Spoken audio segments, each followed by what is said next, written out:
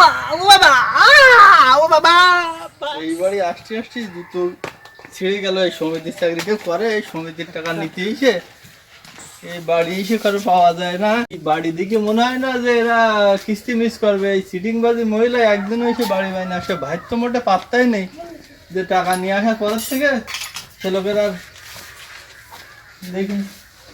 ও ভাবি বাড়ি আছেন নাই?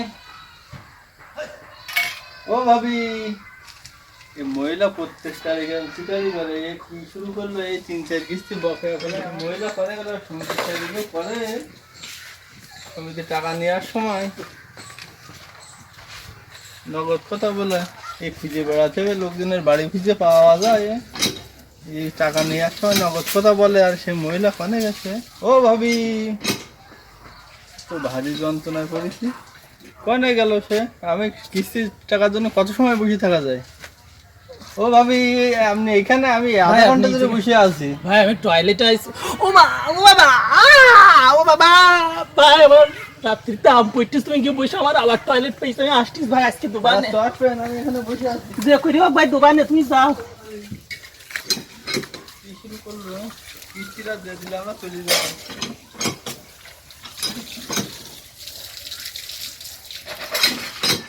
এখনো আসে না। এই আধা ঘন্টা ধরে বসে রয়েছি। ও ভাবি, পায়খানা শেষ হলো না? আর তো বসে বসে পারা যায় না। হ্যাঁ, যা ভাবিছি তাই। আবার এই মহিলা আজকেও সিটারে শুরু করলো।